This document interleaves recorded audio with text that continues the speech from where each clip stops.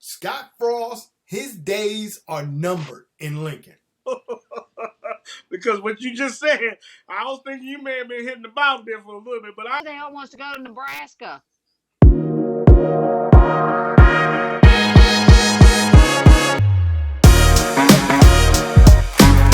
We are back! Yes, indeed, there they are. Yes, it is Red. It is Coach. And we are here. Yes, indeed. But there could be an issue. Is there frostbite in Nebraska?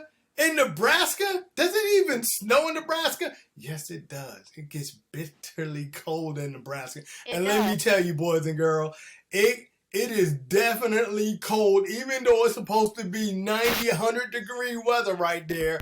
It is definitely cold in Alabama. Excuse me, not Alabama, but Nebraska right now. Let me tell you. It's cold in Alabama. You know Nick gonna leave. No. Don't tell Red that because she's gonna get upset. You know how that is. She loves Moving on. Tricky Nicky back. Red, talk to me. What in the world? Rent, you are absolutely right. Rent free. Put it across the top. Rent free.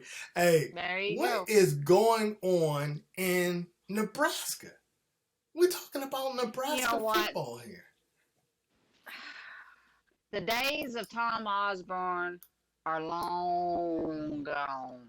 You can say that. I don't think they'll ever see. You know what? And Bo Pelini, he was actually Brett Bielema, whatever his name, the one that left them and went to Arkansas. Mm-hmm. Yes. He actually had a good run with them, but he left for greener pastures going to Arkansas. Mm-hmm. But no, the Nebraska. Frost should have kept his ass down to UCF, win some more of those, games, national championships. And so, because they are Nebraska. Look, when was the last time they even had a win? He hasn't had a winning season since he's been there. That's right. Not at all. None. Not even close. let me say this before you read, because you spoke on it and it's the truth. Scott is learning that there's what does Stephen A. say? There's levels to this shit.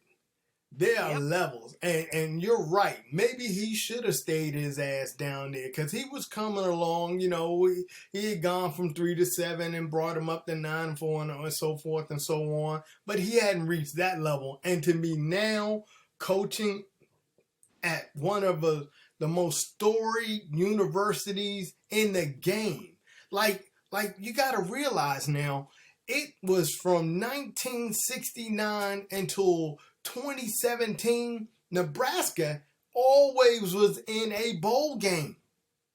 Always.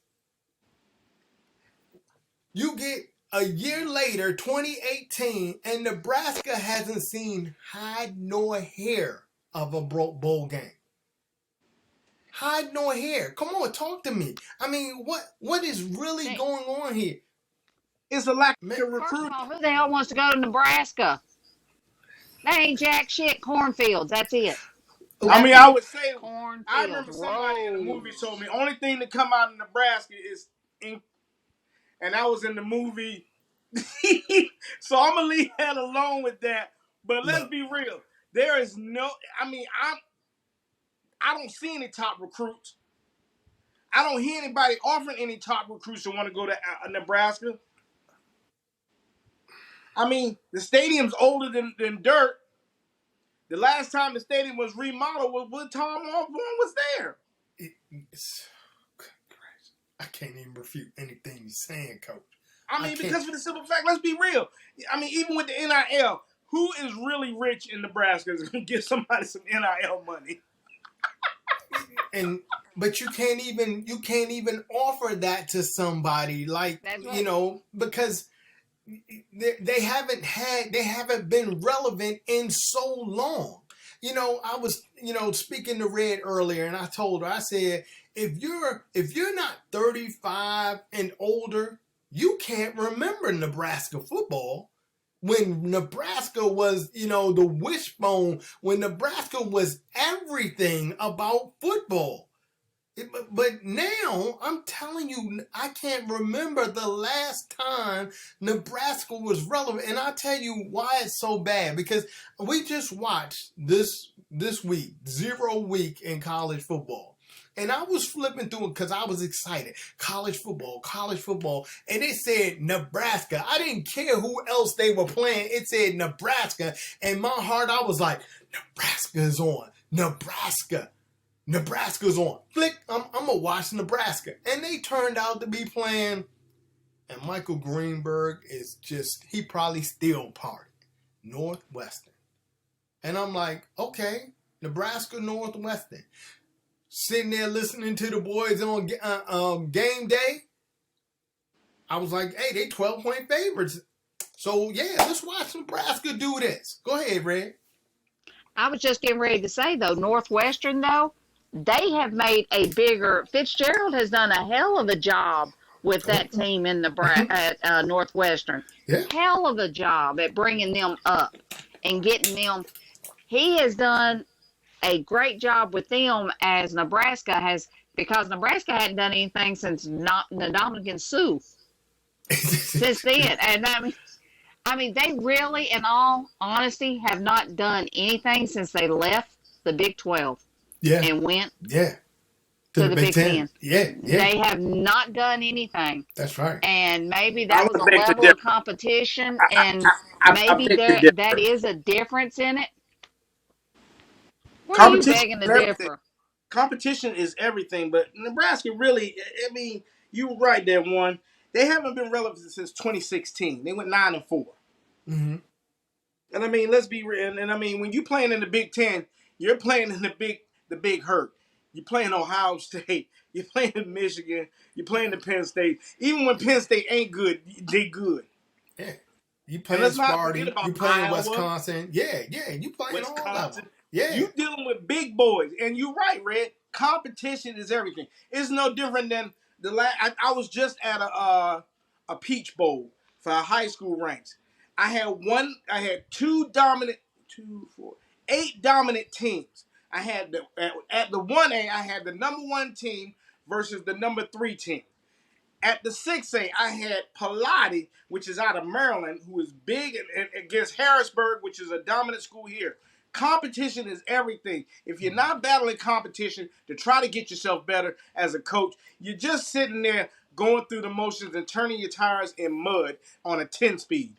But Coach, I think Red was saying they should have remained in the Big 12 because the level of competition is way above them, and they haven't been relevant. I see you shaking your head, but they haven't been relevant ever since they've come to the Big 10.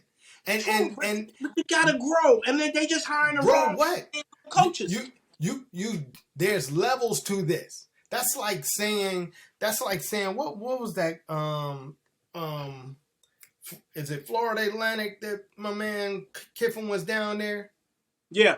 Before he came over. Florida Atlantic. You know, it took Lane Kiffin, to go down there and bring that program up to a certain standard. And I'm telling you right now, Scott Frost is not the person to bring Nebraska to that standard. Go ahead, Red. Lane Kiffin also had a resume, too, because he coached under Pete Carroll. As much as I can't stand that dude, he coached under Pete Carroll with Steve Sarkisian. So Lane Kiffin came with a resume. Scott Frost ain't got. Who has he coached with or under to bring any type of resume? But Lane Kiffin humbled himself and took that position. So now I'm glad you said because I can't forgive me. Scott Frost did come with a resume. And one of those people that he coached with and under is Bill Belichick. But he came with a resume. They likened him unto the second coming of Tom Osborne. That's how good he was supposed to be when he arrived in Lincoln. And he has been the greatest disappointment ever since he touched the ground. Every year in and year out. So I'm going to ask this next question. How much longer does Scott Frost have in Lincoln? The end of this year. Coach, you say one, and Red, you say the end of the year. So he got another year after this one, Coach, or the end of the year? Which one? Give him one He's more saying year. 2. He's saying 2. No, I'm giving him at the end of this year if he makes it. I'm only saying 90 days. I'm going to tell you right now. Do any of you know what the buyout is for Scott Frost? Yeah, hold on. You know what? That's a good Hold question. on. I'm going to tell you, you ain't got to look for nothing. The buyout currently, as it stands right here today, is $15 million for Scott Frost. If he is on the roster if he is still the head coach, after October the 1st, it goes down to $7.5 million. 90 Guess days. who's getting fired? I'm telling you right now, Scott Frost, his days are numbered in Lincoln. His days are numbered. Hey, look, you look at, and I tell you right now, and then somebody in Nebraska needs to be slapped across the head, because I know Bo Pelini jumped out there and said a few colored metaphors to a couple of reporters, and they, let him go. But Scott Frost could go 50-0 for the next, however many years, and still he would fall short of Bo Pelini's record while he was in Nebraska.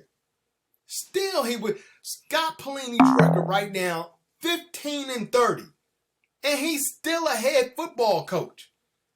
What gives? 4 years. Nebraska hasn't gone to a bowl game in 4 years. And he has went through complete recruiting classes. That's right. Complete. So either he sucks really bad at recruiting, or which could be the case. But all of it is bad. That's right. His coaches suck. His leadership. I'm big on watching what's going on, but understand, his coaches suck at recruiting, bringing kids in the Lincoln, because everybody don't want to come to Lincoln. So instead of getting them 5-star recruits, they drop down to the 2- and 1-star recruits, and then everybody get pushed over. So they're just giving scholarships away just to get kids into the school. Man, Coach, if I thought in your, I'm gonna agree with you. I believe that there is some recruiting challenges in Nebraska, but that's not a challenge. That's just sucking. I mean, I like the way you put that. That was cute. But there's no challenge in recruiting. Either you know how to recruit or you don't. He sucks at it. Look, with the advent... Go ahead. No, I'm sorry. No, Matt, go ahead. With the advent of NIL, would you not think... And this is year 2. Would you not think that would change? I just put that out there. It would. But see, let me ask you the question. How much are you willing to pay? You know what? Nebraska. Okay, look at what K-State, Kansas State. Mm-hmm. They've been competitive. Now the Kansas not so much. The Jayhawks hadn't done jack doo-doo, but K-State has been competitive, and they're in Kansas, which I'm sorry it's like you leave one and go, and you don't even know you went into another. That's right. Kansas and Nebraska are the exact same reflection. That's right. Mm-hmm. That's it. The reflection of one another. But K-State is still handling their own. They managed to do it. Now, unfortunately, the Jayhawks hadn't jumped on board with this, except in basketball. See, the Jayhawks are known for being a basketball school and not a football school. But it is. I would submit that it is that should also help to bring in support for the football game, and vice versa. I get it. You're right. Kansas is known as a basketball school, but that basketball revenue is also supporting that football, lifestyle there and that whole environment too. That's how they, help each other. And so I would think that it wouldn't be that hard. Well, in the case of Kansas, you made your point, Red. I don't know that Nebraska is known for anything other than football, and so maybe that's why we got what we got. Well, can I ask you a question? You got some. I saw you was drinking some water. Were you drinking something earlier? Water. Water. You need to put something in that because let's be real. Because what you just said, I was thinking you may have been hitting the bottle there for a little bit, but that's us off the record. I'm just saying. He's retired. He can do You it. know that Kansas basketball is not sharing that money with nobody but the basketball program. The devil's a lie, and I'll move on from that one. Hey, look, I have another question then for you, all right? And I know you're not ready for it, but here it comes, all right? So there's a shortage of African-American coaches in both the pros and college. Do you think one of them deserves the opportunity to go and see what they can do in Lincoln? I would say yes, but see, in the NFL they got the Rooney Rule. We all know what the Rooney Rule is, and I love Rooney, but that's falling on deaf ear. I would love to see some more African American coaches. I would like to see some qualified African American coaches because I know we got what's my man? I give you 4. Give me one. Give you 4, and one of them I really want to hear what Red says about it. I give you 4. Brian Flores, who's with the Steelers right now. All right, so here's the thing. Right now, Scott Frost's annual salary is $4 million. Is Brian Flores worth $4 million? Hell yeah! You're talking about the dude that coached Miami, right? Yeah. The guy that coached Miami. All right, hold on. Let me give you a couple more, and okay. Then I'll. All right, Eric Bieniemy. Hold on, Byron Leftwich. I'm just throwing names out there, and I know these gentlemen want their chances at pro football, but I'm just saying. And Brian Leftwich deserves. Yeah, he should no. He definitely deserves an NFL head position more than a college. Yeah, I get it. Yeah. But I'm not saying Leftwich would come in and be on the level of your Saint down there.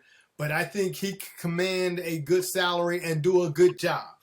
My last one is Charlie Strong. Recently removed out of Texas. Why not give him an opportunity, a chance? Especially since you've allowed Scott Frost to go 4 years with a 15-30 record and you haven't heaved him out yet. That was just food for thought. Food for thought.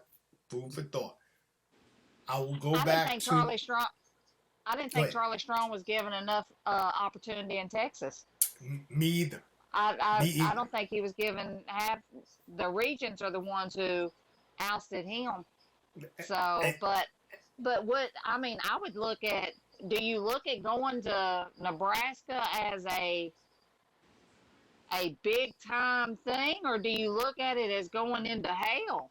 I mean, because and so would you even want? You know what? I'll pass as much as I want to be out there on the front and center.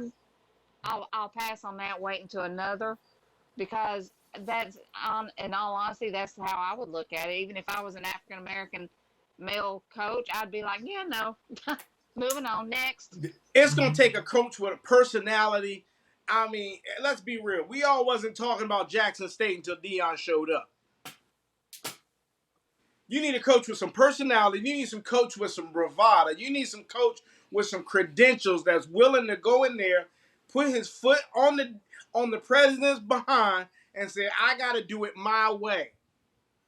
Because if you don't do it, and if he doesn't have the personality or the strong suit of commanding this, it's not going to work. It's not the job. It's not the dream job that every coach will want. If you was coming behind my man Tom Osborne, yeah. Nebraska's oh yeah, I got to get that. But now you be like Nebraska, you be like, No, you're right. I go down to Florida A&M. Red, you're right. You're absolutely right. And having said that, I wouldn't think that Byron or Eric or Flores would absolutely come out there unless their contracts reflected as such. And the buyouts for those were huge. Because I think I can apply. that's right. Because you're not going to stick me into a bad situation that is Nebraska and then run me out of town after 2, maybe 3 years. Especially since you gave Frost 4 years and he's that's right, a 15-30 record. Hey, look. I don't know. I think what I'm gonna do, since it's gonna be open pretty soon, I think I'm gonna go ahead and put my hat and throw my hat in the ring. I think I can turn it around. I really do think I can. And then the first team I'm gonna go try is Tricky Nicky. Hey, do you guys know that Tom Osborne's first game he lost to Troy State? I mean, he has been losing every year ever since. His first loss came from Troy State. Come on now. How the mighty have fallen. And then with this latest fiasco, hey, you mark my words. If not Tom Osborne, if Scott Frost is still the head football coach on the 3rd of October, give me a call. Go ahead. One thing, we were talking about recruiting. It's easy as hell to recruit to get some of them kids to stay at home and go to UCF. Again, who the fuck wants to go to Nebraska? No one. You're right. The only reason I want to go out there is I would like to make it out there to go to the Men's College World Series. Outside of that, negative. Don't have no desire, no nothing. Nope. Red, you know what? I'll submit to you that it is because I understand what you're saying, but you and I have been down to Tuscaloosa, you more than me. Ain't shit down there in Tuscaloosa, but that guy, I am that's real Saint. Close. I am real Saint. Close to real other close. things. I'm close to other things. Well, I'm not going to refute that. So, hey, look, before we get out of here, I wanted to ask both of you to give me a bold prediction for this college football season. Cincinnati to win. Bold. Cincinnati to beat Alabama in the national title. The who? Cincinnati Bearcats. You said be bold. Yeah, okay. It said bold, not delusional. You said bold. That's bold. I know what the roster looks like. That's delusional. That is delusional. That is not a bold statement. That is a delusional statement. Cincinnati has had 3 great seasons so far. I will give you a bold. Bold. BOLD. Okay. Ole Miss beating Alabama. Ole Miss to beat out. That is a bold prediction. Are you sipping some moonshine? I'm going to. Lane Kiffin and them, the Rebels have hung with Alabama, and he's returning a lot of starters. So hey, I got one for you. I think that Texas is going to make a big statement with at least 10 plus wins when they come in. Oh, but they're still in the they're this year. Yes. This year, yeah. Next year, 25. There's 25 is when they go to the SEC. Oh, okay. My fault. Okay. I thought they were I was gonna say they're gonna make a big splash. Then since I can't say that, hold on. I know I have another one. So here it is. My next one will be Miami. Miami will make a statement this year coming into college football. The Hurricanes will be back. They will be in a bowl, a good bowl this year. That's my bold statement. Too easy. And for the record, even though I made that bold statement, it ain't happening. But I just went out there. Tell us this. That was just my bold statement. I was going to say, boy, the clouds must be hovering over Tuscaloosa right now. No, it's not happening, but the possibility, and not to mention, like, no, she didn't do that to me. You know, and not to mention, right? They will be playing in Ole Miss. So yeah. Ooh, we're gonna watch that one, boys and girls. But I like of all of ours, Red, I like yours the best. That's it. And then I like your retort at the end. Hey, boys and girls, tell us what you think. What are your bold predictions this year for college football? And hey, look, talk to us. Is Scott Frost long in Lincoln?